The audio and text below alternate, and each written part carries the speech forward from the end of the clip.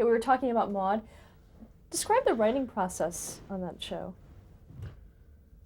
Well, in the early days, Alan Levitt would work on stories and take them to Norman and get an okay or get changes and so forth, and then bring them back to us, and we'd write the script.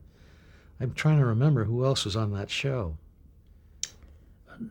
Norman was very active in the rewriting and everything. We'd get the script written, and we'd have a reading, and then send the cast away, and and the writers and Norman frequently would quarrel with each other, and frequently not. You could sell Norman on something. I always used to say, Norman would say, my way is better. I said, we'll never know, because you're only going to do it your way. You ain't going to do it my way. How do you know your way is better? Now, were stories assigned or were they more collaborative? They were collaborative, yeah. How were credits designated? Well, there were only 4 of us, as I recall, on the show, besides Alan Levitt. I'm trying to think of who the other team was. I don't remember. Isn't that awful? It wasn't written in concert, though. You were No. assigned certain scripts. Yeah, we'd write the whole script. And the other team, if there was Yeah. another team. I can't remember, maybe there wasn't any. I don't think there was to start with, Between Rod and you. Oh, there was and I. Rod, that's right. Rod Parker was the... He did some writing, but he never wrote a script on his own. He could have, but that wasn't his job. He was the producer under Norman. Norman was the executive producer. He was a good writer, and he would rewrite. So, in effect, I don't recall. There must have been another team. I don't think we wrote I them don't all. think so. There was Susan Harris worked on some 1 or shows. 2. Bud Grossman? Bud worked on the show, yes. You have the credits? Didn't we try Pamela Chase, or was that for all That was fair? for 1 or 2 of the shows. Yeah, when Was that for All's Fair, or was that for Maud? no, that was from Maud. But we had outside writers. Yeah, But Charlie Hug. Charlie came on much later, and that's right, Charlie did. and wrote. And then when we left, we produced the last year we were on. And then when we left, where did we go to? Wherever we went, he came Into on. All's Fair. All's Fair, that's right. But that was concurrent with he became the producer. Were you present during the tapings of the show? Sure. Can you describe the set for us? Well, it was a typical living room, and like most sitcom living rooms, had an upstairs and a step up at the front door and a lot of closets. You always need closets in sitcoms. Did you have to make a lot of changes to the script? No. Was there any ad-libbing? What show are we talking about? Maud. Oh, Maud. No. Not much. Didn't much ad-lib. What about the boundaries of topics on the shows? Were there shows that you None. didn't do? There were no holds barred. We did. Susan Harris did the abortion shows, and we rewrote them. Can you talk about them? Can you describe that show? The plot? Yeah, she was found out that she was pregnant, It was a and two-parter. That was the first part. A woman finding out she's pregnant, a woman like Maud finding it's funny. Deciding whether to have an abortion isn't funny. I mean, she says at the age of 65 she's going to be reading Goodbye Moon, and so that came along. It was very controversial, and a lot of stations did not run it. To this day, they don't run the reruns. But it was handled delicately. We showed both sides. We rewrote Susan. Susan wanted to take her name off of it. She's a wonderful writer, by the way. And found out that it was up for an award, $10,000. She put her name back on. So we didn't get any credit for that, I don't think. What changes did you make to that script? I forget. I mean, that was years ago. I forget what I had for breakfast. What did you done about the abortion show? One thing, I give Norman the credit, it was an old device, but he thought about putting it in at work. Just before they're making the final decision, she's got to go to the hospital tomorrow to show have an abortion or not.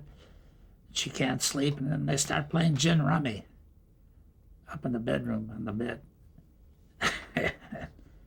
And he beats the hell out of her gin rummy. It was hilarious for 2 minutes, and then they went back to the thing.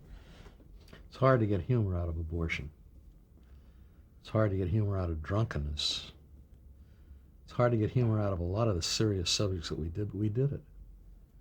And it was worthwhile. And, you know, Norman gets the credit. He was the one who was the He had to plowed the field. inject those issues into comedy. Now, did a lot of the storylines themselves come from Norman Lear? Not a lot of them. He was very helpful in the ones that he... Every now and then he'd have an idea. Why don't we do a show about? But he was the one who said, he was the one who said, we want to have a guy drop dead on stage. It's hilarious. And I said, that's not funny, Norman. He said, it'll be funny. I said, it'll be funny if you get Ben Blue to drop, you know. Get a funny guy to drop dead. It was a very funny show, and a two-parter. It was Walter's 50th birthday. And unbeknownst to Walter, Maud has arranged to have his boyhood friend flown in for the party from Peoria or wherever. Clyde, I think his name was. And as a surprise. And Walter had been explaining to the next door neighbor, that Dr. Harmon, Conrad Bain, about how he's going to turn 50 and he hasn't accomplished his life's purposes. One of the things that he wanted to do was go to Paris and make love to a chorus girl, I think was one of them. And also to go in vaudeville. He and Floyd, his boyhood friend, had an act together, and it was wonderful. He says, what was it? He says, there's an old spinning wheel in the parlor. Conrad says, that sounds wonderful. So he's depressed. And here he is, 50 years old, and he had just been playing golf with a guy who was 48 who dropped dead. His life is finished. And he goes home, and he's sitting in the living room. There's a knock on the door, and he says, come in, and it's Floyd. Now, Floyd was an actor who had little tiny glasses like that, and a wizened little face, and he couldn't see very well. And he said, Walter? Floyd? Walter? Floyd? Walter? Floyd? He says, Walter, I'm so happy I could drop. But he drops dead. That was the end of the act, and the audience screamed. They didn't believe that they laughed at a man dropping dead. We did 2 dropping dead shows after in different ways, but we knew it would work. But the opening of the second act had one of the best jokes I can remember, and that is, he's sitting there in the foreground, and Maud is in the background on the telephone, and she says, well, that's good. Oh, I'm sorry to hear that. Thank you for calling. She hangs up, and she says, that was the American Legion in Peoria. Floyd got there all right, but they lost his luggage. The body got back okay. Now, did the show encounter a lot of network interference? No, a little. You know, there were discussions, and sometimes they won and sometimes they didn't. I remember when Walter had a heart attack at a woman's house, and it was absolutely innocent. One of his employees had tried to kill herself, and he was over there consoling her, and he had a heart attack. And he couldn't tell. It looked suspicious. And finally, and Maud is tiptoeing around the whole time and being very discreet about it. And finally he tells her the story, and she says at the end of the last line is, "You son of a bitch." And we had a lot of fight about that, but they let it in. And Norman says to the network, "Tell us what to say. What would you say in that situation?" And they couldn't, so we did.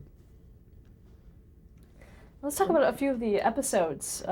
Maud and the Psychiatrist. Oh yeah, that was wonderful. That was written by an outside writer Jay Folb wrote it. who had written a lot of short stories and things that were published, and we read and we liked it. But that was Norman's idea, Yeah. to do an hour show with just Maud speaking. That was his idea. It was rather revolutionary, and it worked. And I thought it was maybe one of the best half hours that's ever been on television. She was very good at It was an the excellent, art. It was wonderful. excellent show. We all contributed to it. Jay wrote the original, so he got the credit. And it was a tour de force. Now, was B. Arthur involved in the writing at all? Never.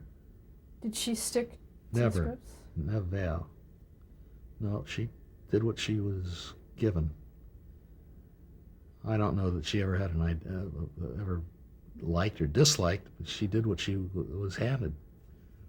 She may have had opinions, but she didn't offer them. She'd laugh, at things that were funny. What did Bill Macy do on the Heart Attack show? Because the following week, we put a joke. We took Bill either showed up late or did something nasty in the show, because the following week, the name of the script was called let me tell you. Walter's Fatal Heart Attack. And he looked, he says, "You guys serious?" He thought that was the end. That he was getting kicked off the show. He didn't know. Well, what happened is he was invariably late for rehearsals, and we kept yelling at him, "For Christ's sake, you're holding up the whole company here." And so we did that as a joke. We got one script and did the front page, and it's Walter's Heart Attack. An actor picks it up. Walter's Fatal Heart Attack. He picks it up and he's, oh my God, he almost had one. Another show was The Grass Story. Yes, marijuana. Yeah. That was, he drove out of town. They drove out of town. They found grass in his station wagon or something. I forget the details of it. Florida's Problem. Don't remember what her problem was. That her husband wanted her to quit. Oh, yeah. That was the 9 to 5 thing. I don't remember it. How are racial issues approached on that show? Well, Maud was totally different, totally deferent. She treated her much nicer than anybody should be treated, because of her color, because Maud was a liberal. That was another thing that we should have mentioned. She was a liberal, and she tried to live up to these liberal things, and her background was all reactionary. And She was really the bleeding heart liberal. bleeding heart liberal was trying very hard to be so sensitive that she was insensitive. But I remember once on it was Florida's birthday, and Maud says, "How old are you, Florida?" She says, "Wouldn't you like to know?" She says, "I can never tell with you people." So, and Florida said, "That kill you, don't it?" But she would, the kind of a woman who would insist that Florida come in the front door, not the side door. And she would clean up the house before Florida came back from vacation. And we did a whole thing once where she wound up and said, "Thank goodness, now let's go out and eat chinks." Oh, yeah. Well, that was terrible. That's what's so New Yorkie. There was the episode A Stitch in Time. You The remember what that's? facelift episode. Oh, the facelift. Yeah. I don't recall too much about that deal. She didn't need one, I thought. And she did, I don't know. Something with her and Rue, I don't know.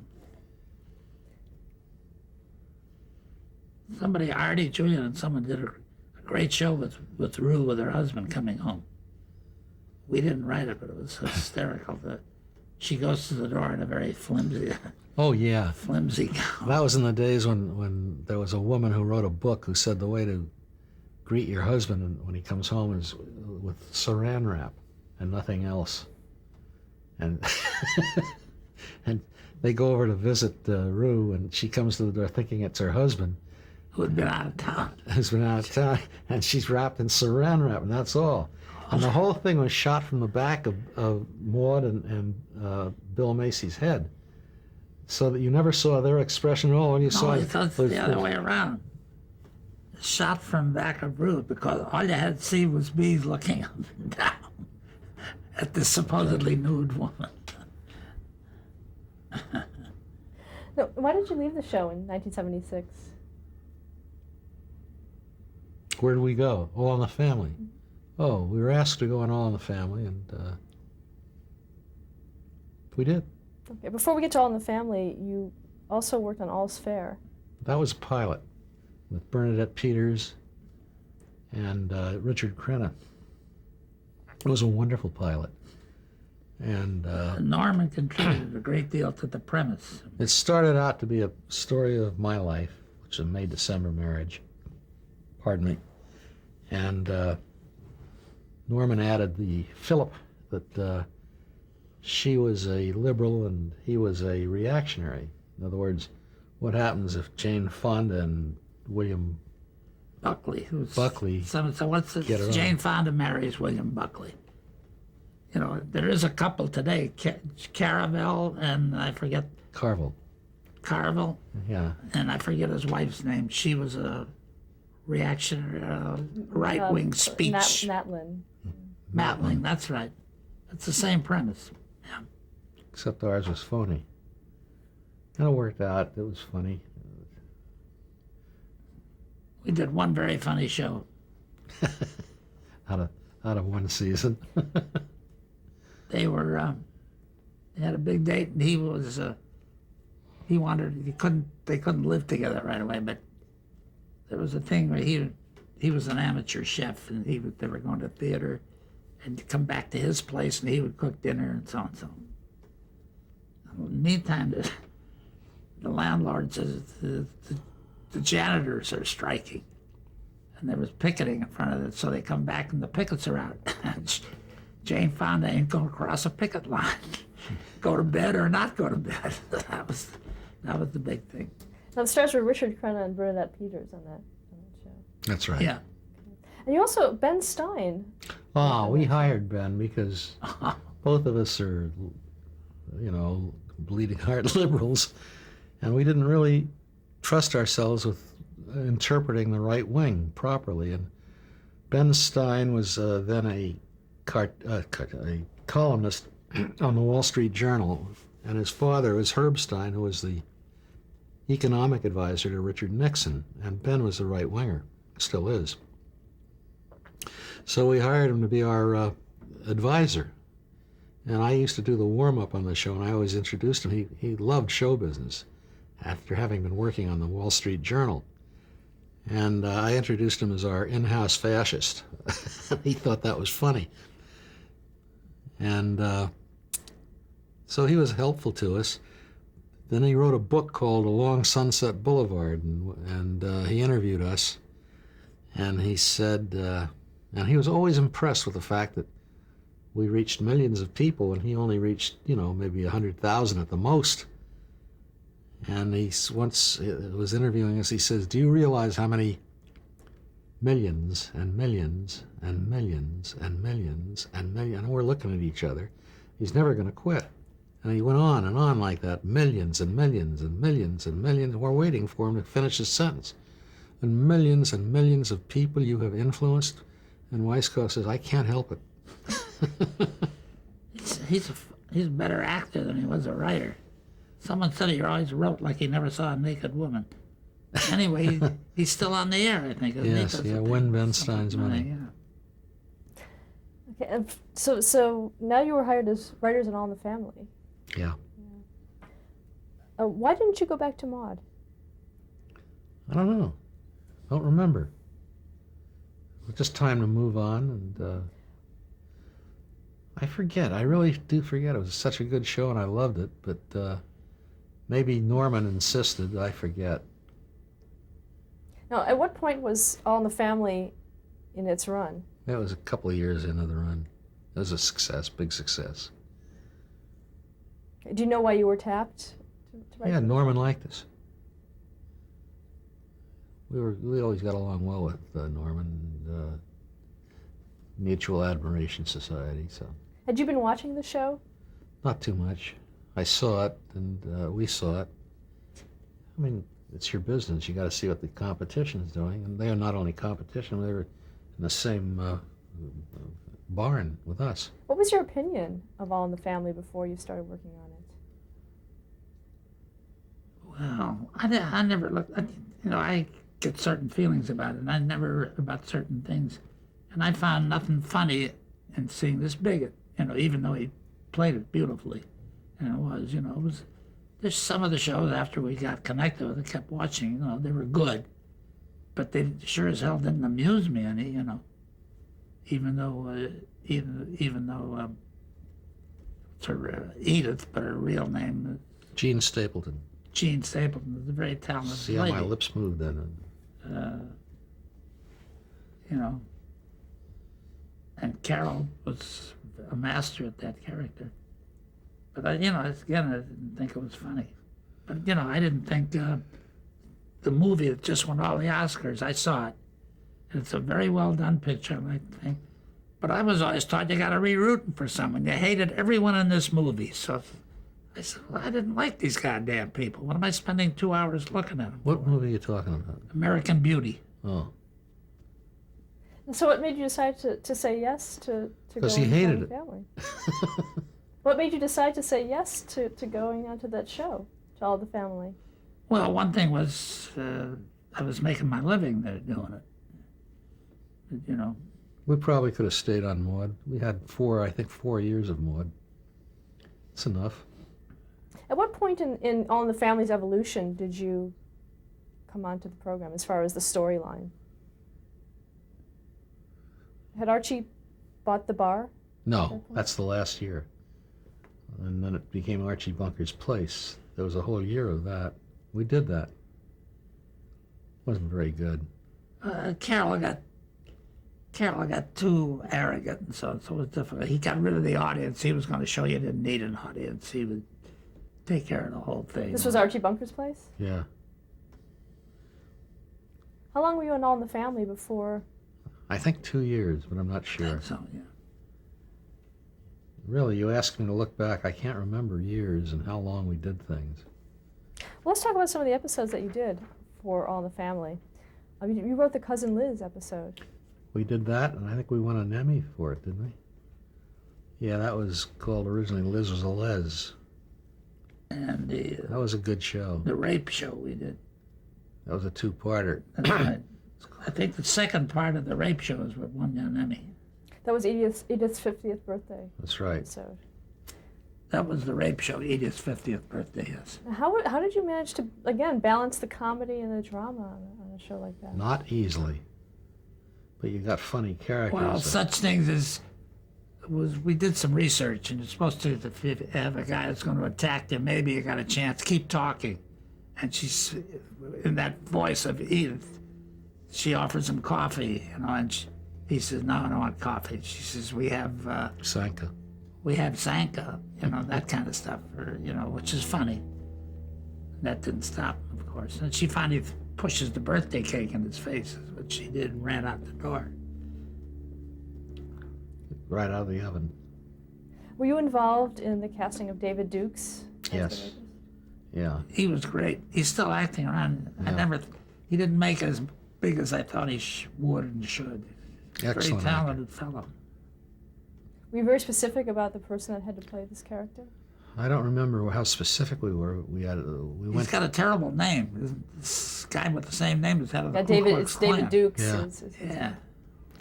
Yeah, well, I think that we were consulted about that, but he was an excellent choice. He handled it very well. Not easy to try to rape an icon, And talk about Jean Stapleton and her abilities. Brilliant characterization. And we worked with her later, and she was not good because she still hadn't gotten over playing Edith Bunker. So the part didn't call for an Edith Bunker character. It's called Baghdad Cafe, and she was not very good in that. Whoopi Goldberg, I think, was on that too. Didn't last long. It was a good picture. She was a royal pain. Typical actor. Thousands of people are going to hear you say this. She's my neighbor. I've got to live with her. Another episode you The did neighborhood. is Edith's Crisis of Faith. Yes. Somebody else did the story. Tarloff's son did the story. That's right, Eric Tarloff. And we did the script. It was good. It was. I forget why she lost her faith. But, Her friend Beverly LaSalle had been killed. oh, that's right. Yeah. Oh, yeah. The female imitator. Yes. Liz is a Les. That was a funny scene. They go down to this small town and they're early, so they take a room in a motel. And they're about to leave, and Archie gets an idea because the bed is perfect. He goes and rustles up the bed like they at least had some sex in the bedroom. Otherwise, they'll think we're perverts. Another episode was The Civics Go West. That was tender and very moving. They moved all the way to California. No, it was very nice. There was a scene at the end. Oh, when they left with the Rob. When Rob Meathead put his arm around Archie, and Archie could barely get his hand around. He kept moving it and not really getting the hug. Yeah. That was very effective. That was in the script, the way to shoot it. Sometimes we would put that kind of direction in, so or to make a point. But it was a very dramatic point. Now, when the show was changed to Archie Bunker's place, what kind of changes were made? Well, we had no Edith. And that was a big loss. Well, talk about writing the death of Edith. I don't remember writing the death of Edith. I think it was just a fait accompli.